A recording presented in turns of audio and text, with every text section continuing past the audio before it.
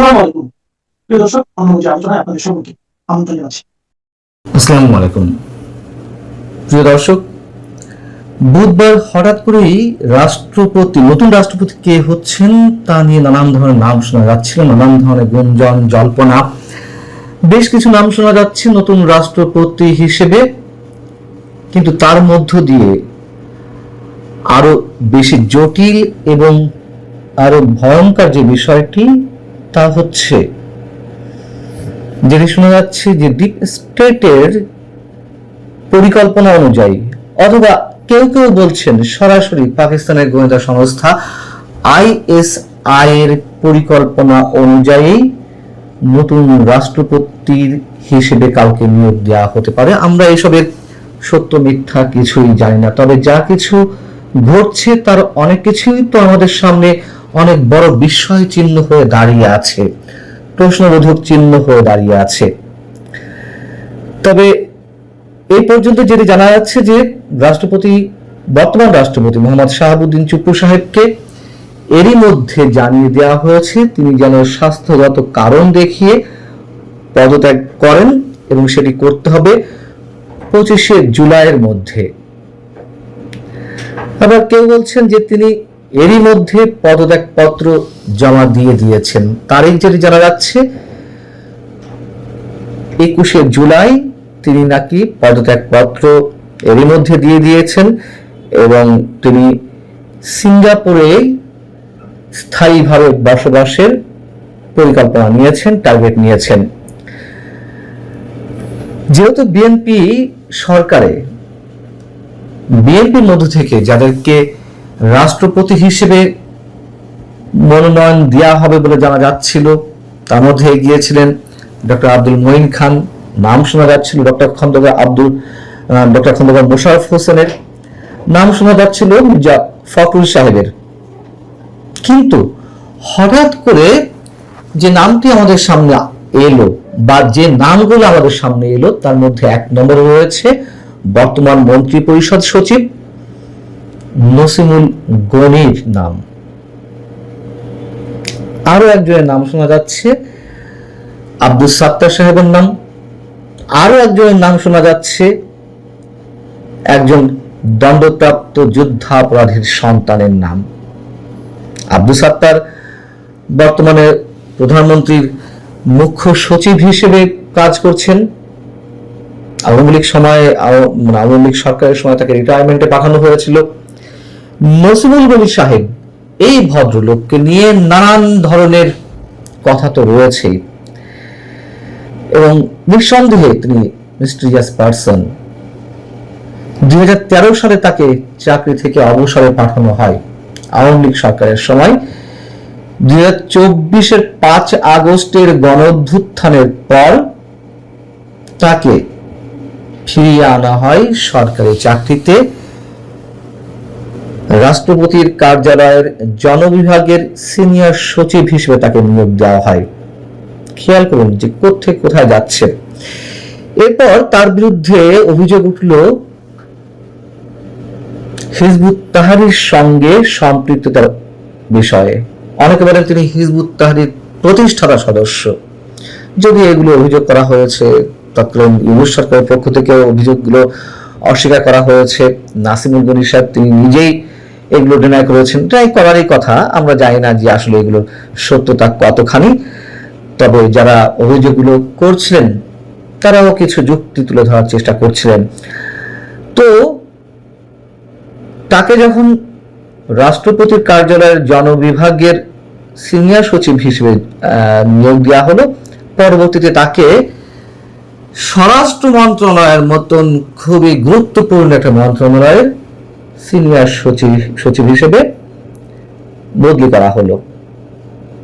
তারপর কি হলো, আরো আশ্চর্য বিষয়, 2026-এর 12 ফেব্রুয়ারি নির্বাচনের পর বিএনপি সরকার গঠনের আগেই, অর্থাৎ ডক্টর ইউনূস সরকার থাকাকালীন সময়ে তাকে নতুন সরকারের মন্ত্রী পরিষদ সচিব হিসেবে চুক্তিভিত্তিক নিয়োগ দেওয়া হলো। তার এই চুক্তিভিত্তিক নিয়োগ দেওয়া নিয়েও নানান ধরনের প্রশ্ন উঠেছে তখন, যে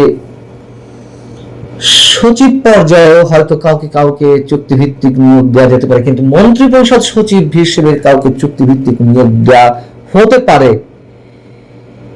এটির পক্ষে বিপক্ষে নানান ধরনের মতামত গড়ে উঠছিল। তা সত্ত্বেও তিনি থেকে গেলেন, মন্ত্রী পরিষদ সচিব হিসেবে এখনো রয়েছেন। অতএব মিস্টার নসিমুল গনি যদি রাষ্ট্রপতির পদে বসেনও চূড়ান্ত ভাবে, তাতে কি অবাক হওয়ার কিছু থাকবে? কিন্তু তারপরেও প্রশ্ন থেকে যায়, কোন ক্রাইটেরিয়ায় তিনি রাষ্ট্রপতি হবেন? অনেকে বলতে পারেন যে কেন সাবেক আমলা থেকে তো বর্তমান রাষ্ট্রপতি শাহাবুদ্দিন চুপ্পু সাহেব রাষ্ট্রপতি হয়েছেন। শাহাবুদ্দিন চুপ্পু আওয়ামী লীগের শীর্ষ কমান্ডের, হাই কমান্ডের বিশ্বস্ত ভাজন ছিলেন।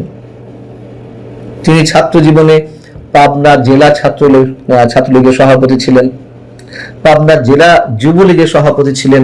তিনি বঙ্গবন্ধুর হত্যাকাণ্ডের পর কারাবরণ করেছেন এবং সর্বোপরি সাবেক প্রধানমন্ত্রী শেখ হাসিনার একজন বিশ্বস্ত মানুষ দরকার ছিল, যিনি আপাদমস্তক তার অনুগত থাকবেন। তাকে তো আমরা শেখ হাসিনার পা ছুঁয়ে সালামও করতে দেখেছি। সেই ব্যক্তিকেই শেখ হাসিনা রাষ্ট্রপতি নির্বাচন করলেন, যদিও বা যেদিন তার নাম ঘোষণা করা হলো সেদিন আওয়ামী লীগের শীর্ষ পর্যায় থেকে শুরু করে তৃণমূলের নেতাকর্মীরা সবাই অবাক হয়েছিলেন যে শাহাবুদ্দিন চুপ্পু সাহেব কিভাবে রাষ্ট্রপতি হন। সেখানে শাহাবুদ্দিন চুপ্পুর দলীয় আনুগত্য অনেক দিক থেকে ছিল, কিন্তু নসিমুল গনি সাহেব তিনি কিভাবে রাষ্ট্রপতি হবেন, হতে পারেন? অস্বাভাবিক কিছু না, আমি বলছি না যে এটা একেবারে নিশ্চয়তা পাওয়া গেছে, হলেও নিশ্চয়ই অবাক হওয়ার তেমন কিছু থাকবে না। তার আরেকটি উদাহরণ দেওয়া যেতে পারে, ডক্টর খলিলুর রহমান বর্তমান যিনি পররাষ্ট্রমন্ত্রী, কোত্থেকে কোথায় উড়ে এসে জুড়ে বসে তিনি বিএনপি সরকারের পররাষ্ট্রমন্ত্রী হয়ে গেলেন।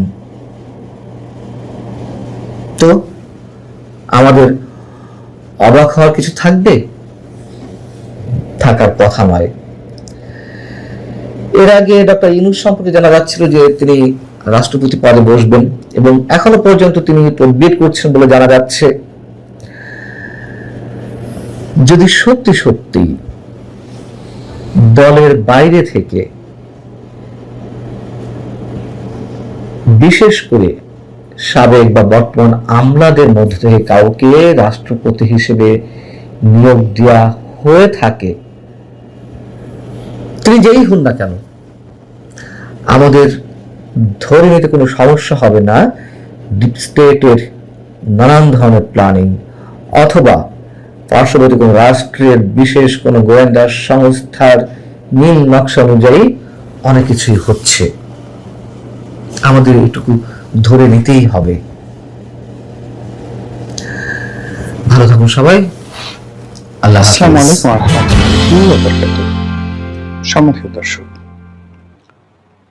2026 সনের জুলাই মাসে মাঝামাঝি সময় ভিডিওটি করছি। এবছর যখন জুলাই মাসে এলো, তখন বাংলাদেশে জুলাই নিয়ে নানা রকম যাকে বলে পক্ষ বিপক্ষ, ইতিবাচক নেতিবাচক প্রচার এবং প্রপাগান্ডা শুরু হলো এবং অকথ্য, অশ্লীল এবং অশ্রাব্য যে বিষয়, সে বিষয়গুলো নিয়ে নারী এবং পুরুষ,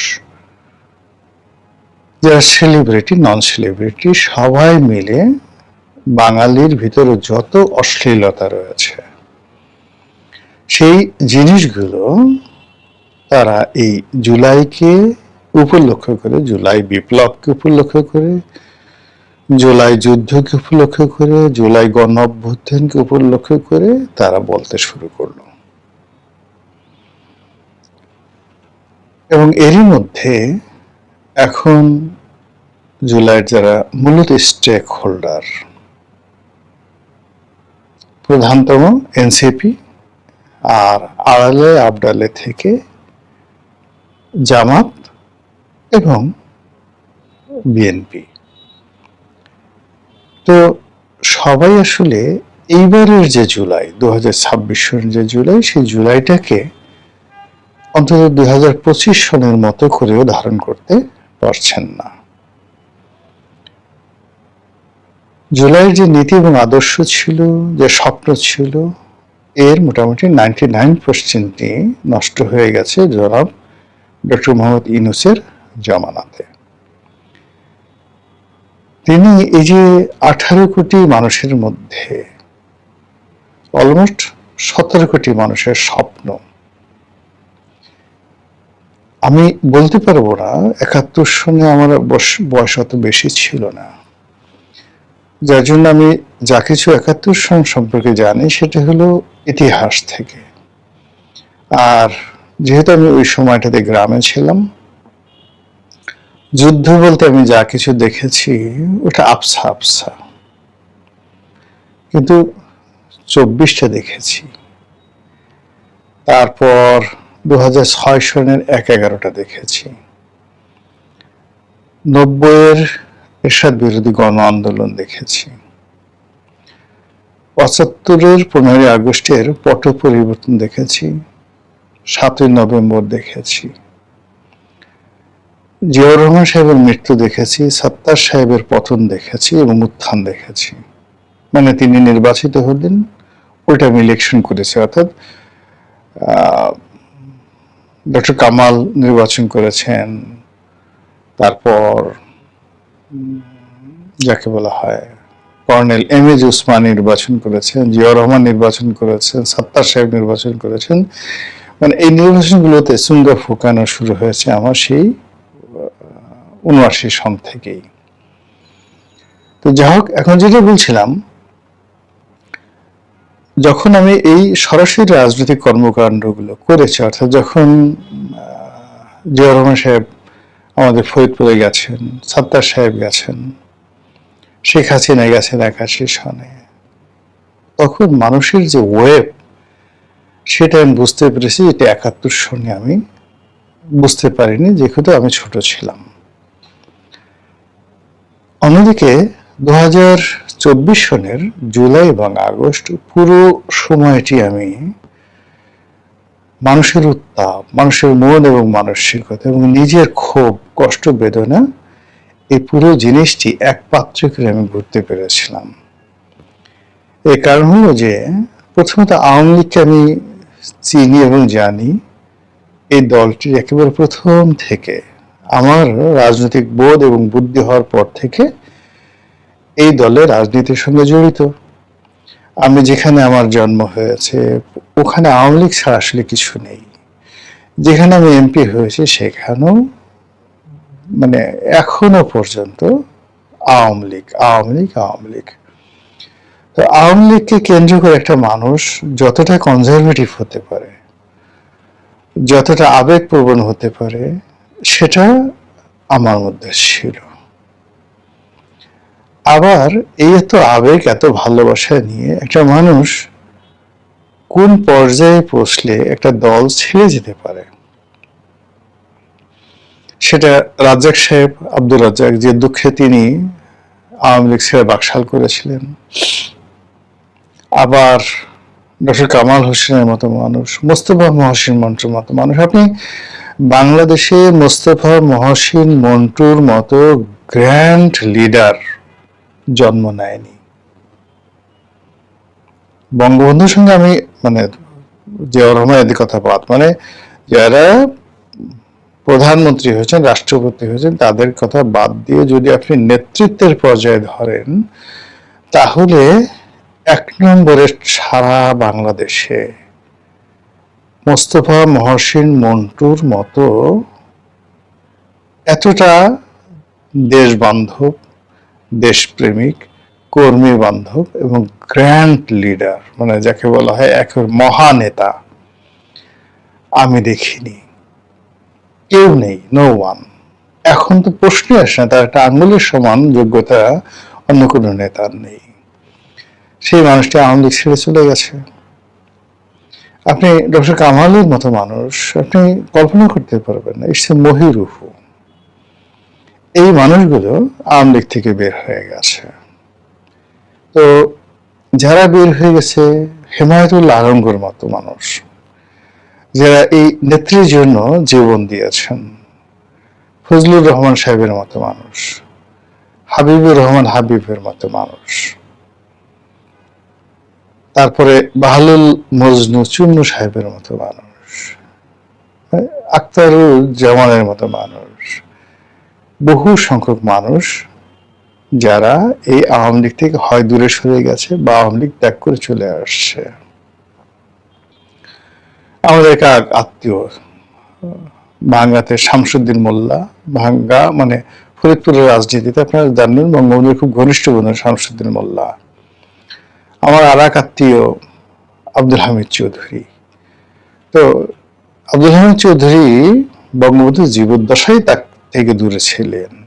পরে মানে জিয়াউর রহমান যখন আসলেন তখন তিনি রাষ্ট্রদূত হয়েছিলেন, 1954 তিনি এমপি হয়েছিলেন। আবার শামসুদ্দিন মোল্লা সাহেবের ছেলে শাহরিয়ার রুমি আমাদের আত্মীয়, তিনিও মানে ভাঙ্গার ক্ষেত্রে তাকে বলা হতো এত জনপ্রিয় নেতা ভাঙ্গাতে আর ছিল না। সেই মানুষটি আওয়ামী লীগ ছিল, বিএনপিতে চলে গেছিল। তো সেই দিক থেকে এই যে বেদনাগুলো, সেই বেদনাগুলো আমার মধ্যে ছিল। আমি সেখান থেকে বিএনপিতে চলে এসেছিলাম এদের মতো, অর্থাৎ আওয়ামী লীগকে ভালোবেসেছি, বিএনপিকে দেখেছি। আর বিএনপিতে যাওয়ার কারণে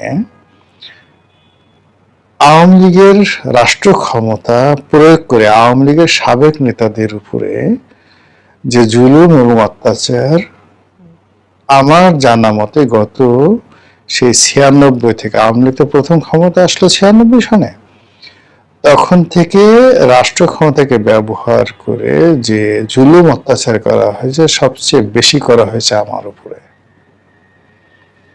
ব্যবসা বাণিজ্য, বাড়ি ঘর, পরিবার, সংসার সব তছনছ করে দেওয়া হয়েছে।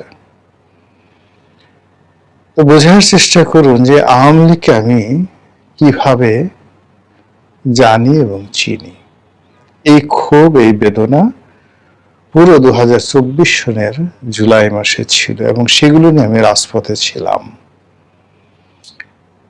ফলে অন্যান্য যারা এসছেন তাদের কারো ক্ষোভ 2 বছরের, কারো ক্ষোভ 3 বছরের, কারো হয়তো শারীরিক ক্ষোভ আছে, মামলা হয়েছে, কিন্তু অর্থনৈতিক ক্ষোভ নাই, কিন্তু আমার হয়েছিল।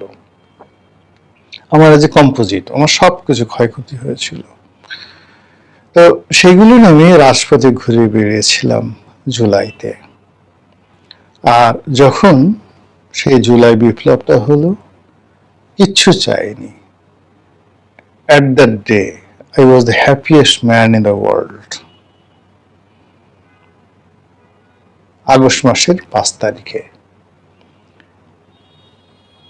পুরো এরশাদ মানে জমানাতে যেভাবে আমি খুব কাছাকাছি এরশাদ সাহেবকে দেখেছি, আবার ডক্টর মোহাম্মদ ইউনূসের জমানায় যারা রাষ্ট্র ক্ষমতায় এসেছেন বা উপদেষ্টা ছিলেন, তাদের সবার সঙ্গে আমার একটা ব্যক্তিগত সম্পর্ক ছিল। কিন্তু একজন উপদেষ্টাকে সিঙ্গেল একটা টেলিফোন করেছি, কোন একটা সরকারি অফিসে গিয়েছি, একটা সিঙ্গেল তদবির করেছি বা আশা করেছি বা ধারের কাছে ছায়াটা পর্যন্ত মারায়নি। কিন্তু দূর থেকে চেয়েছি তারা ভালো করুন।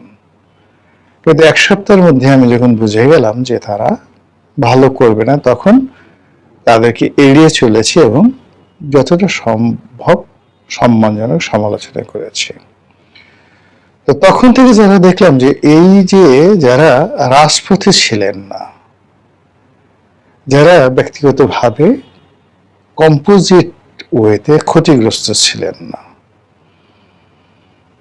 যাদের কোনো রাজনৈতিক অ্যাম্বিশন ছিল না, নেতৃত্বের গুণাবলী ছিল না, সেই সকল মানুষ যখন ক্ষমতা এসে গেলেন, তখন এই জুলাইকে মর্যাদা দেওয়া, একে সম্মান জানানো, একে আপহোল্ড করা এবং একে প্রোডাক্টিভ ওয়েতে এই জাতির জন্য একটা হেরিটেজ তৈরি করা, এই কাজটি তারা করতে পারেননি। যে সমস্ত লোকজন নিয়েছেন, কেউ অপদার্থ, কেউ চরিত্রহীন, কেউ ব্যক্তিগত জীবনে ব্যর্থ, কেউ আমেরিকার দালাল, কেউ অন্য দেশের দালাল, কেউ বইয়ের দালাল, এরকম মানে নানা রকম যে এই গাছের ছাল, এই গাছের বাকল পচা মশা দিয়েছিয়ে, মানে ইলিশ মাছ যদি পচে, সুপারি যদি পচে, বিশ্রী একটা গন্ধ, না এইরকম একটা দুর্গন্ধময় পরিবেশ তারা সৃষ্টি করে ফেলল। এর ফলে কি হলো, যে জুলাই, সে জুলাইয়ের যে একটা ঔদার্যতা ছিল, মহত্ব ছিল, সুদূর প্রসারী একটা ইতিহাস ছিল, এটা সম্পূর্ণ নষ্ট হয়ে গেল। শুরুতে যেটা বলছিলাম যে আমি অনেকগুলো রাজনৈতিক পট পরিবর্তন ৭৫ থেকে একেবারে সেই আজকের দিন পর্যন্ত দেখে আসছি, কিন্তু জুলাই বিপ্লবে মানুষের যে অংশগ্রহণ ছিল, মানুষের যে আশীর্বাদ ছিল, এখানে যারা জুলাই বিপ্লবী ছিলেন তাদের প্রতি মানুষের আনকন্ডিশনাল একটা সমর্থন ছিল, ইনক্লুডিং ডক্টর মোহাম্মদ ইউনূস, নাহিদ, হাসনাত থেকে শুরু করে সবার মধ্যে। অবাক করার ব্যাপার হলো মাত্র ১ সপ্তাহের মধ্যে এই জুলাই যোদ্ধারা সবার স্বপ্ন, ভালোবাসা ভেঙে খান খান করে দেন।